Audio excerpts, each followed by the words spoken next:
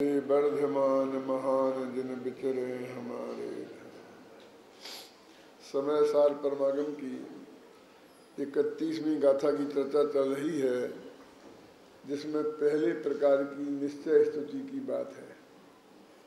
और जो इंद्रियों को जीतने वाले जितेंद्रिय जिन के होती है, जितेंद्रिय जिन माने सम्यक दृष्टि धर्मात्मा, और उसमें यहाँ ज्ञेय ज्ञायक संकर दोष के परिहार पूर्वक होती है। ज्ञेय ज्ञायक संकर क्या है? संकर क्या है पहले तो ये समझे। संकर बोलते हैं मिलावट को। दो चीजें मिल जाएं तो उन्हें बोलते हैं संकर। जैसे कि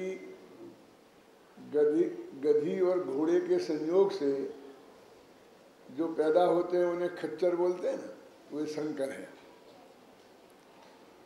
समझे ना? ऐसे ही विजातीय द्रव्यों के संयोग से जो विजातीय द्रव्य हों उनके संयोग की स्थिति को बोलते हैं संकर मिलावट, है ना? क्या ये संकर बाजरा आता कि नहीं आता? ये भी ऐसे ही पैदा किया गया है, उसका नाम संकर पड़ा, अनाज में भी। तो यहाँ क्या कहते हैं कि ज्ञेय और ज्ञायक, ज्ञायक माने भगवान आत्मा, और ज्ञेय उनके ज्ञान का जो ज्ञेय बनते हैं ऐसे पर ज्ञेय, उन दोनों का संकर माने मिलावट होना, ये है दोष, और इसके परिहार पूर्वक होती है। माने एक ज्ञाय ज्ञायक संकर दोष, उसकी जो भगवान की स्तुति करता है वो ज्ञेय को ज्ञायक में नहीं मिलाता, ये अर्थ है उसका। अब ज्ञेय तो वैसे सारी दुनिया है ना, लेकिन यहाँ चूंकि प्रकरण इंद्रियों का है इसलिए वो कहते द्रव्येंद्रियां, भावेंद्रियां और इंद्रियों के विषयभूत ये सब ज्ञेय है। क्या ये सब ज्ञेय है। वो क्या कहते थे, ये आंख है ना अपनी, क्या काम करती है? कि देखने का काम करती है। एक दिन सब जने बोलते हैं ना, तो ये ज्ञेय ज्ञायक संकर दोष है बस। अब इसमें क्या हो गया ज्ञेय ज्ञायक संकर दोष? आंख जो थी ना वो तो पुद्गल की बनी हुई है, इसलिए वो तो ज्ञेय थी, और तुमने कहा वो देखती है, और देखना काम है जीव का, आत्मा का। तो आपने उस देह के अंग को जानने देखने वाला कहकर उसे आज्ञायक में मिक्सचर कर दिया। जब तुम्हारी आंखें ही देख लेगी तो फिर ज्ञायक की जरूरत क्या है? क्योंकि हमें देखने वाला मिल गया और दिखने वाला मिल गया, तो जो असली ज्ञायक था जानने वाला वो हमारी दृष्टि से ओझल हो गया, उसकी खोज ही बंद हो गई। किसी ने चोरी की और हमने नकली आदमी को पकड़कर उसे चोर साबित कर दिया, तो असली चोर अनंत काल तक के लिए सुरक्षित हो गया। यदि उसमें कहते हैं चोरों का पता नहीं चला है तो केस खुला रहता है, समझे ना? ऐसे हम कहते हैं कि भैया हमें पता नहीं है ज्ञायक का, जानने वाले का, तो कोई दिक्कत नहीं थी। कभी न कभी वो जानने की कोशिश करते तो जानने में आ ही जाता। अब तुमने तो ज्ञायक जान लिया ना, आंख देखती है, कान सुनते हैं, बस ये इंद्रियां जानती हैं, और इस सारे पदार्थ रूप सुगंध स्पर्श जानने में आते हैं बस। तो जानने में आने में आके पुद्गल हो गया रूप सुगंध स्पर्श, तो आकाश भी ज्ञेय नहीं रहा, धर्म द्रव्य भी ज्ञेय नहीं रहे। ख्याल में ना? तो वहाँ ज्ञेय में भी घोटाला हो गया और यहाँ जानने में भी घोटाला हो गया। और क्या हुआ कि जो ज्ञेय थी इंद्रियां, उनमें से ही एक हमने ज्ञायक मान लिया। ऐसा कई जगह हुआ है ऐसा घोटाला, घबराना नहीं है, पूरी बात सुनना। क्या अपन कहते हैं भाई देखो एक आत्मा में सुख नाम का गुण है ना, और उसकी दो पर्याय हैं, और एक का नाम है सुख और एक का नाम है दुख, ठीक है? और दुख नाम की जो पर्याय है और उसके भी दो बेटे हैं, दो बातें हैं, वो एक का नाम है सुख और दूसरे का नाम है दुख। और दुख नाम की पर्याय के भी एक बेटे का नाम सुख। तो अभी भ्रम पैदा होगा ना, वो है तो दुख, अब उसे तुमने नाम दे दिया सुख, और आगम में कोई तुमने नहीं दे दिया, दिक्कत तो ये है ना, है? और उसका नाम सांसारिक सुख अब कोई भी जो फिर ये तो बाइफरकेशन अपन भेद करते हैं तब की बात है। तो जब सुख के नाम पर ये 5 इंद्रियों वाला सुख का हमारा परिचय हो गया तो असली सुख की खोज ही बंद हो गई ना। अब हमारे पास सुख भी है और दुख भी है, स्वर्ग में गए सुखी, नरक में गए दुखी, बस नरक में नहीं जाने और स्वर्ग में जाने। अब दिक्कत यह है कि तुम ऐसा हो ही नहीं सकता कि तुम स्वर्ग में जाओ नरक में जाओ ही नहीं। 2000 सागर के लिए निकलता है ना, तो 2/3 हिस्सा स्वर्ग में रहता और 1/3 हिस्सा नरक में। क्यों? तो तुम अकेला स्वर्ग में जाना हो ही नहीं सकता रहना, और अकेला नरक में भी रहना हो ही नहीं सकता। जरा इस पे गंभीरता से विचार करोगे तो ये दुनिया के धर्मात्मा और अधर्मात्मा सब एक भाव बिक जाएंगे। क्या?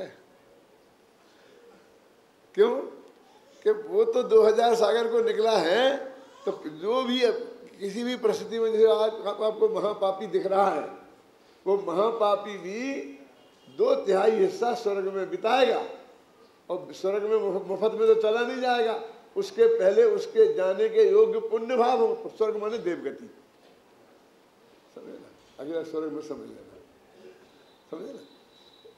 तो यानी इतने शुभ भाव वो करेगा, अभी भले ही अशुभ कर रहा है, और जो बहुत शुभ भाव करता दिखाई दे रहा है वो भी यदि नहीं संबंध दर्शन प्राप्त किया तो वो भी उतना ही काल स्वर्ग नरक में बिताएगा।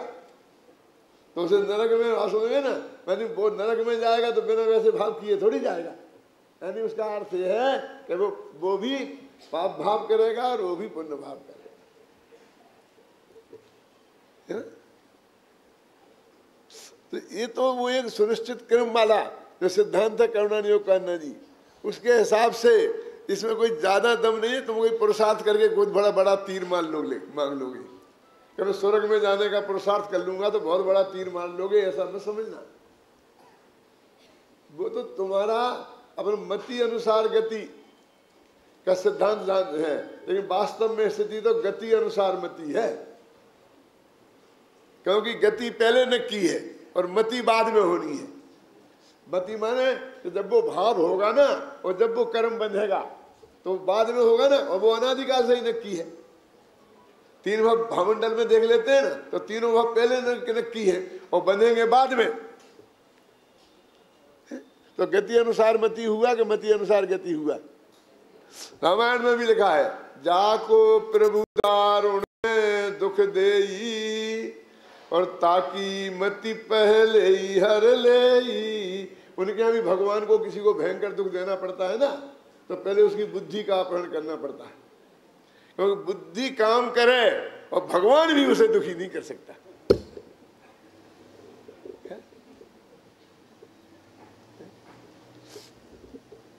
एक अनंतर पूर्ववर्ती पर्यायों का एक बहुत लंबा सिलसिला होता है। ये पढ़ा तो होगा ना उपादान, क्षणिक उपादान को। एक अनंतर उत्तरवर्ती पर्याय मोदी। तो जब कोई कहीं किसी पर्टिकुलर पॉइंट पे पहुंचना है, जैसे नरक में जाना है मान लो किसी को, तो वो ऐसा नहीं है कि एक समय खोटा भाव करेगा मरते समय और नरक चला जाएगा। अच्छा कर लेगा तो धोखे में मत रहना। हम जिंदगी भर पाप करेंगे, पंडित जी बढ़ते बढ़ते हमारा मरण सुधार देना। जीवन किसी को नहीं सुधरवाना है, सबको मरण सुधरवाना है, और सुधरेगा उसका मरण जिसका जीवन सुधरेगा। क्यों? अनंतर पूर्ववर्ती पर्यायों का एक सिलसिला है, वो बहुत पहले से शुरू होता है? एक सेकंड में नहीं बदलता है।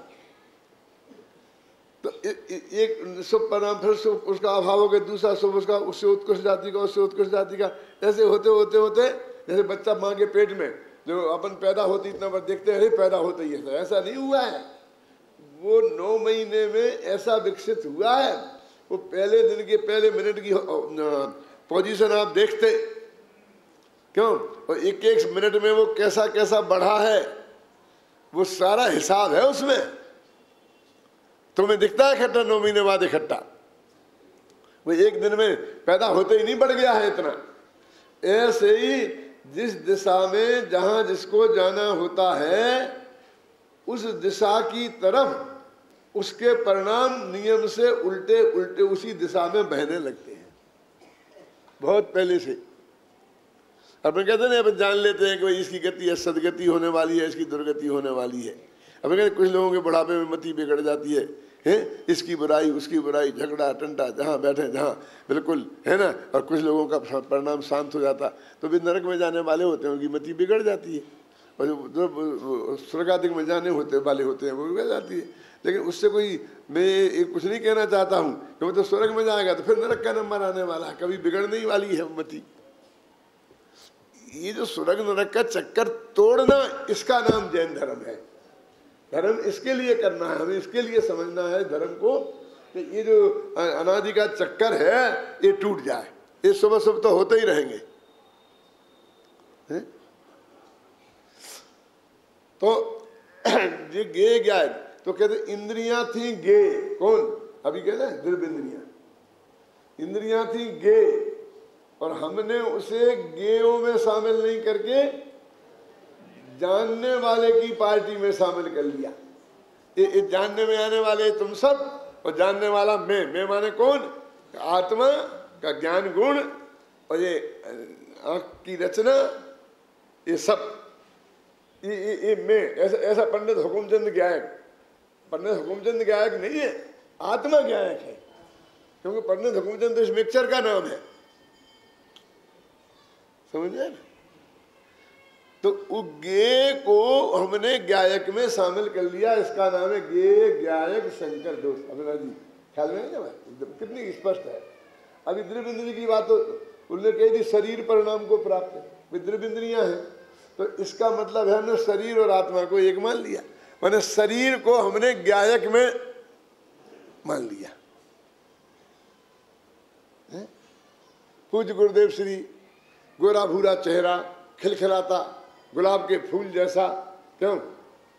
अब हमने स्वामी जी को गोरे भूरे चेहरे को शामिल कर लिया, क्योंकि यदि वो गोरा भूरा नहीं होता, भाग्य से यदि वे सांवले होते तो क्या करते हम, और चेहरा खिलखिलाता नहीं होता, गंभीरता से ही मान लो कि वो तत्व की बात बताते तो हमें उसके लाभ नहीं होता, उसका हमें ग्रहण नहीं होता क्या। लेकिन हमने तो कांजी स्वामी को हम कहते पूरा व्यक्तित्व, उसको हम ख्याल में ही ना, तो कहते हैं बहुत से गे को हमने गायक की पार्टी में शामिल कर लिया। जैसे मैं कभी कभी उदाहरण देता हूँ ना कि यहाँ पर दो होते हैं, एक वक्ता और एक श्रोता, यही होते कि नहीं होते।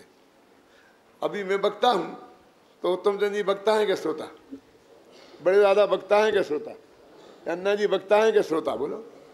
उल्टा भी हो सकता है।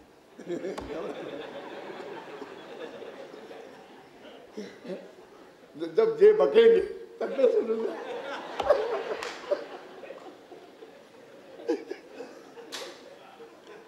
अभी तो आप बके।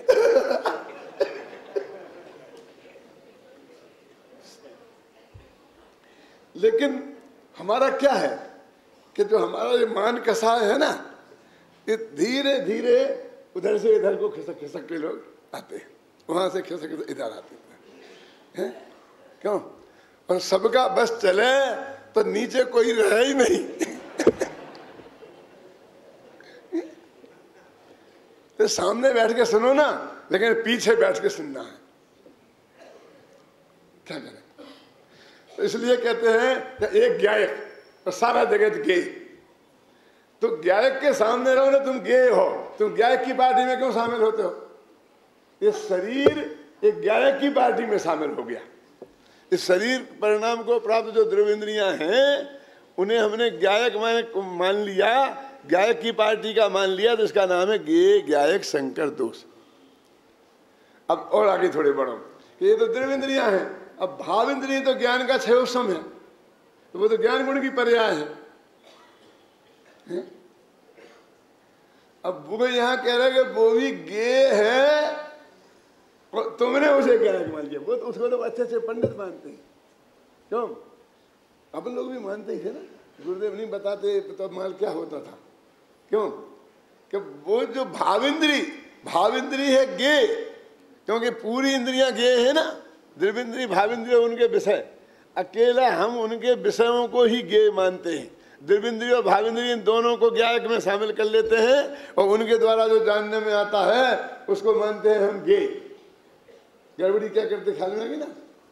तो ये गे ज्ञायक संकर दोष है। तो अब इसमें क्या आ गया कि वो राग भाव भी आ गया और क्षेम भाव भी आ गया, ख्याल में है ना।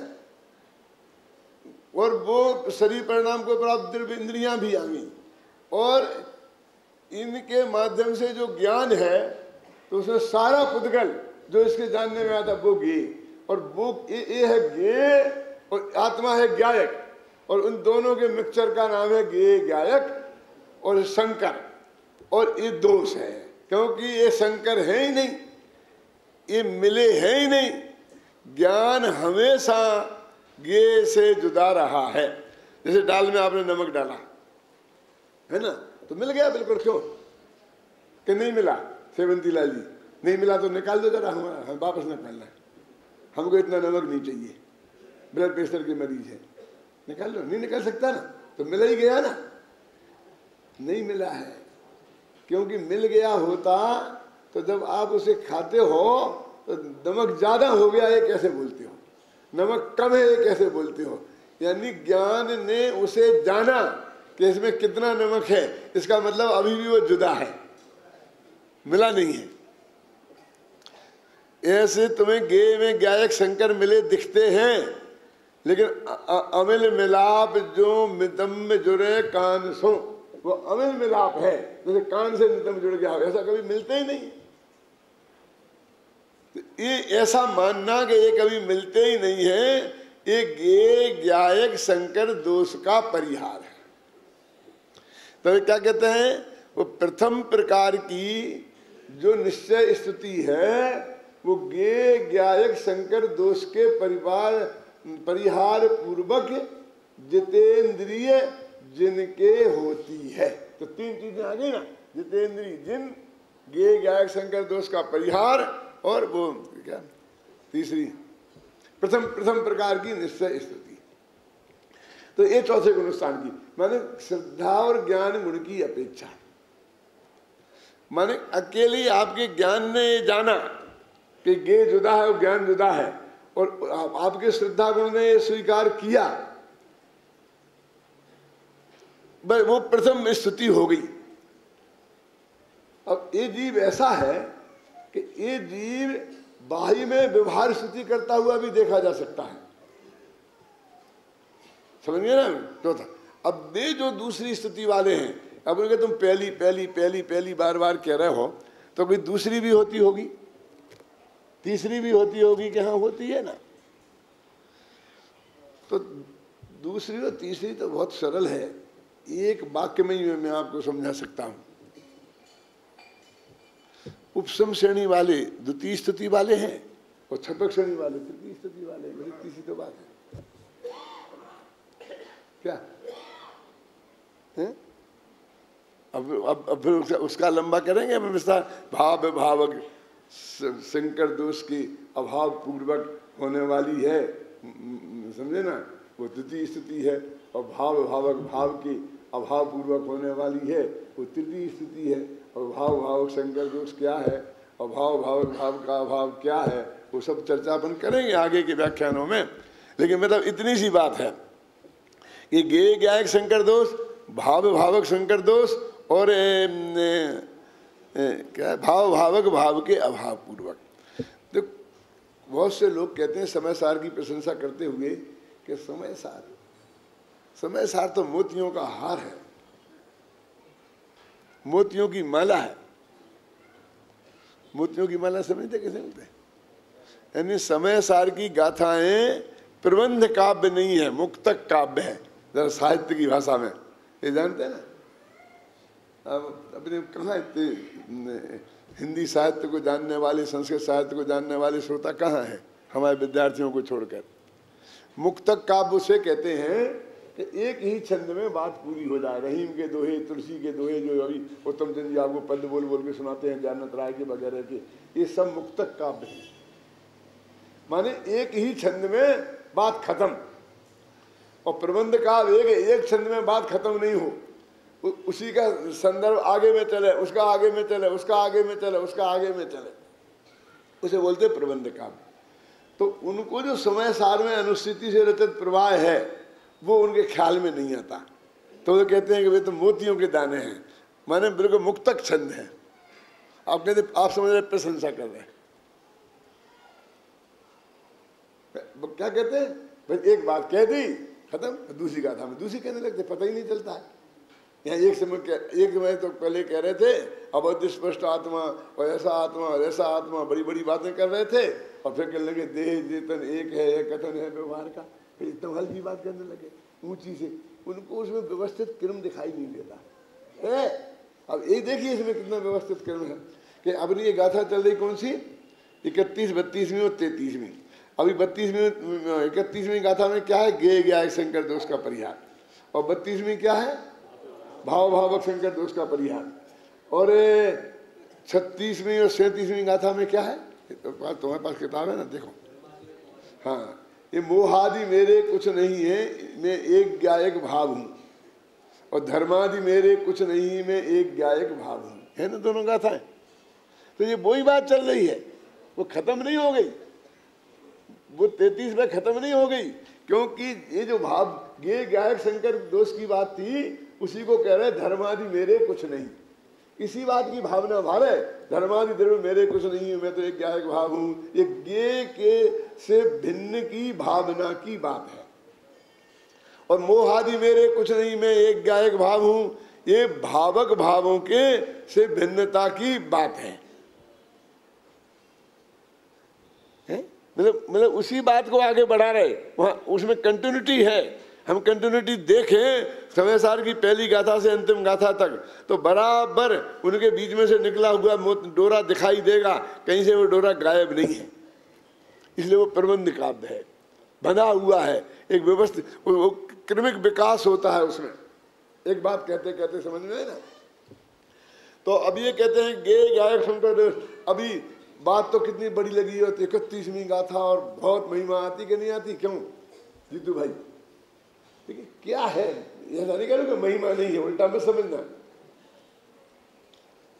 यानी कितनी सरल बात है जगदीश भाई, कि देह से भिन्न ये जितेंद्रीय जन्म में आ गया, और राग क्षयोसम ज्ञान से भिन्न ये राग से भिन्न ये जितमोह जन्म में आ गया है, और इनसे सर्वथा भिन्न सर्वथा अभाव ये क्षीणमोह जन्म में आ गया। तो सीधी सच्ची बात तो ये वरुणादि अनुरागादि तेने जो भाव को न्यारा किया, यही बात है।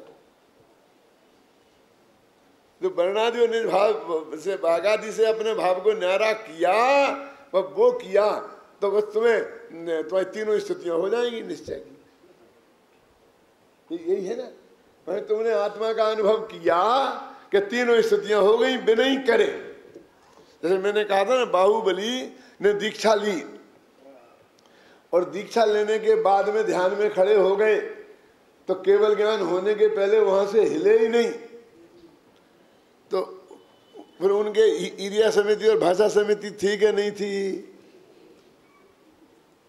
क्यों? अब यदि निश्चय से उस ध्यान को भी इरिया समिति और भाषा समिति नहीं माने, तो फिर नहीं थी मानना पड़ेगा। फिर वो 28 मूलगुण नहीं है, और 28 मूलगुण नहीं है तो शादी कैसे हो सकती है? माने वो तर्कसंगत है, वो मानना जरूरी है। ख्याल में नहीं, वो व्यवहार वाले ही को माने। वो व्यवहार वाली तो 4 हाथ जमीन देख के चलने की बात है ना, वो तो जब भी चले तब 4 हाथ देख के जमीन चले, और नहीं चले तो उसके लिए चलना जरूरी है क्या? माफी मांगे, प्रतिक्रमण बोलते हैं ना, आलोचना प्रतिक्रमण, तो फिर गलती करें फिर माफी मांगे, क्यों? और गलती नहीं करें तो आगे आएगा समय सार में प्रतिक्रमण अप्रतिक्रमण, और प्रतिक्रमण को विष कहा है कि तुम गलती करो माफी मांगो, कोई अच्छी बात है।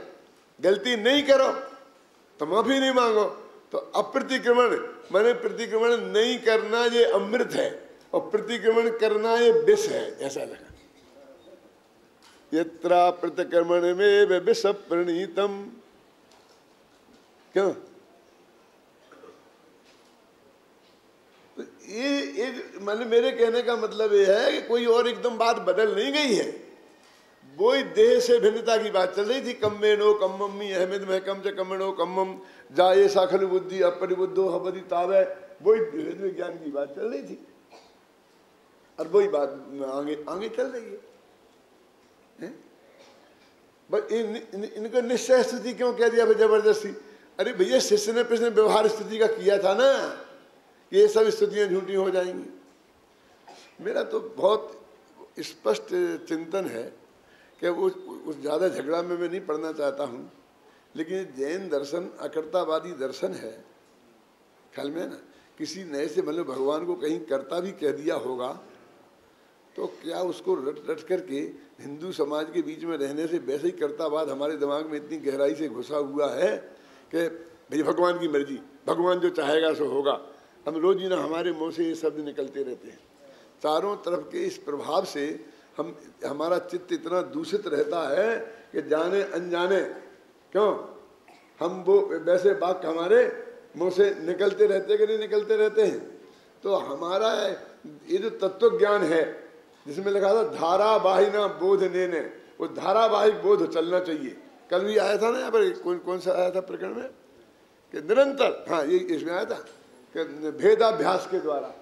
तो भेद के अभ्यास की बात ये मेरे नहीं है, ये कर्तृत्व का जो इतना जहर चढ़ा हुआ है तो 24 घंटा उस पर रहना चाहिए तेरे विकल्प में करता नहीं करता नहीं करता नहीं करता नहीं करता नहीं। तो वो बीच में उस विकल्प को उठाने से क्या लाभ है? वो भेदाभ्यास में विघन है कि भेदाभ्यास का आभूषण है वो। मेरा मतलब है क्या करना चाहिए? क्या हमारे मतलब ये है कि वो फर्क ही नजर नहीं आता है।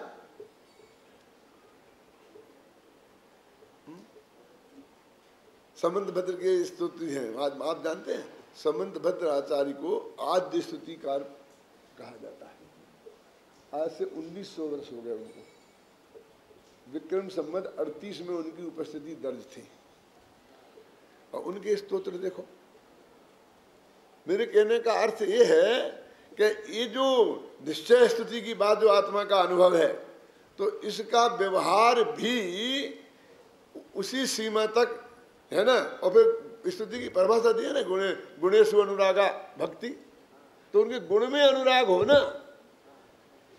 तो उनके अनंत गुण है कम है ना। मतलब उनकी महिमा गाने के लिए उनके अनंत गुण हैं, आप समझे ना। उनकी दिव्य ध्वनि हुई, उसके द्वारा हमको तत्व ज्ञान की प्राप्ति हुई, तो वो बहुत है कि जिसके माध्यम से उनकी स्तुति की जा सकती। समंत भद्र ने वो की ना देवागम स्तोत्र में कि तो सत्वम में वास निर्दोषो युक्ति शास्त्राविरोध वाक अविरोधो यदिष्टन्ते प्रसिद्धे न बाध्यते। तो ये स्तुति का प्रकरण है जो गे गायक शंकर दोष। देखिए तो इसमें 3 चीजें हो गई। तो दिव्येंद्रियों के विषयभूत पदार्थ तो गे हैं ही, दिव्येंद्रियां भी गे ही हैं। यहाँ तो यह कहा जा रहा है कि क्षयोपम ज्ञान रूप भावेंद्रियां भी गे ही हैं। गायक स्वभावी भगवान आत्मा इन सभी से भिन्न है। यह न जानकर इंद्रियों को गायक जानना और इंद्रियों के विषयों को गे जानना और गायक को जानना ही नहीं। गे गायक शंकर दोष का एक प्रकार तो यह है और दूसरे गायक भगवान आत्मा और इन तीनों प्रकार की इंद्रियों को एक में एक मानना, इनमें कोई भेद नहीं कर पाना, गे गायक शंकर दोष है। तीनों प्रकार की इंद्रियों को गे जानकर ज्ञाता भगवान आत्मा को उनसे भिन्न जानना, मानना, अनुभव करना गे गायक शंकर दोष का परिहार है और इसी को तीर्थंकर भगवान की प्रथम प्रकार की निश्चय स्तुति कहते हैं, है ना। तो ये बस भेद विज्ञान की मतलब देह से और क्षयोपम ज्ञान से भेद विज्ञान अंदर में हमारे हुआ तो वो निश्चय स्तुति हो गई।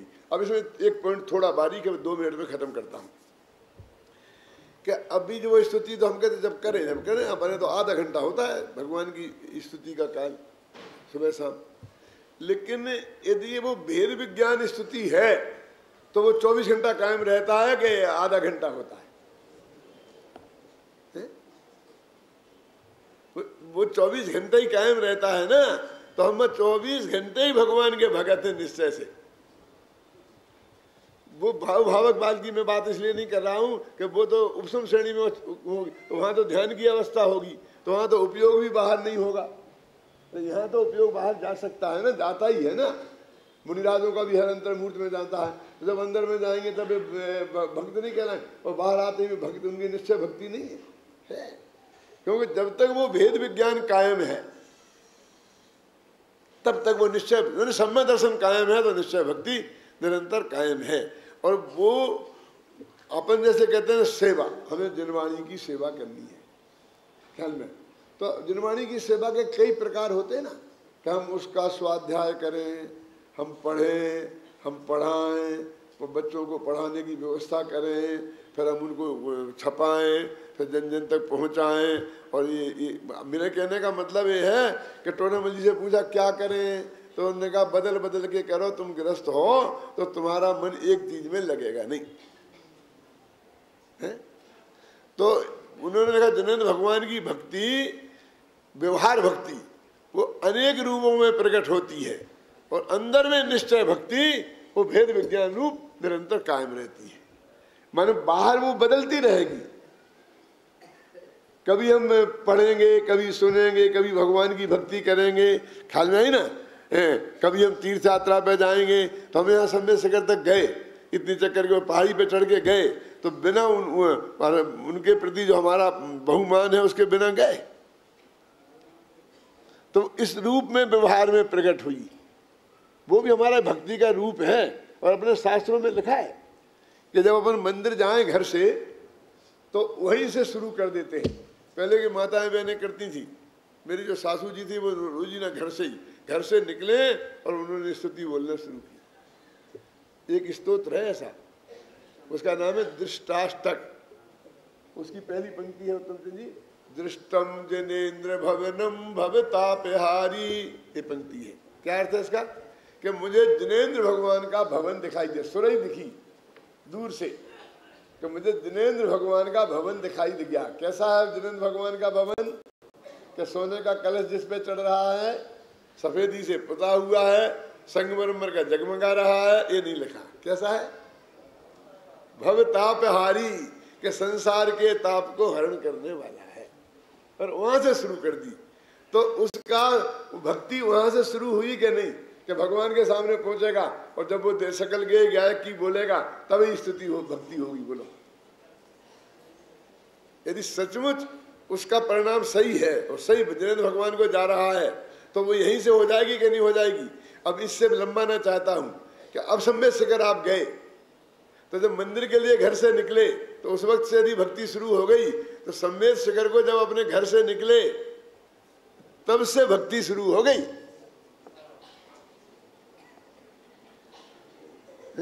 और क्रियाएं तो खाने पीने की भी होंगी, उसमें लेटरिन जाने की भी होंगी। और निगम के उदाहरण में तो ऐसा लिखा है कि आप यात्रा को 2 महीने बाद जाने वाले हैं, और अभी तो बाजार जा रहे, लेकिन ऐसी सामग्री लेने जा रहे कि जो यात्रा में काम आएगी, उसके बिना यात्रा में काम नहीं होता है। क्यों? 2 कुर्ता सिला रहे हैं, 2 टोपियां सिला रहे हैं, क्यों? और भी बिस्तर बंदी की तैयारी कर रहे हैं, तो वो भी शिखर जी जाना। क्या काय के लिए? कि शिखर जी जाना है, शिखर जी जाना है ना, तो वहाँ ये तो चलेगा नहीं, ये सूट पैंट तो चलेगा नहीं, ये कुर्ता तो चलेगा नहीं। क्यों? अध्यात्म जब से जो कुर्ता पहना तब से भक्ति शुरू, क्योंकि अभी स्मारक में जा रहे हैं तो सूट पैंट तो चलेगा नहीं, तो कम से कम इतनी तो महिमा स्मारक की आई कि यहाँ सूट पैंट नहीं चलेगा, यहाँ धोती कुर्ता में जानना चाहिए। क्यों? आज सुबह प्रवचन करना है तो फिर तो नहा के जाऊंगा। मैं कहती नहीं, ऐसी कोई बात नहीं, कहती नहीं, जब नहा के जाएंगे, धोती कुर्ता पहन के जाएंगे, तो मतलब पहले से ही वो परिणाम जागृत होता है ना, तो व्यवहार तो वहां से कायम होगा, उसमें किसी को ऐतराज थोड़ी है। लेकिन वो कहते हैं जो भेद विज्ञान की भक्ति है, वो 24 घंटा सोते उठते भी विद्यमान है, और व्यवहार भक्ति का क्या रूप होगा वो एक अलग बात है।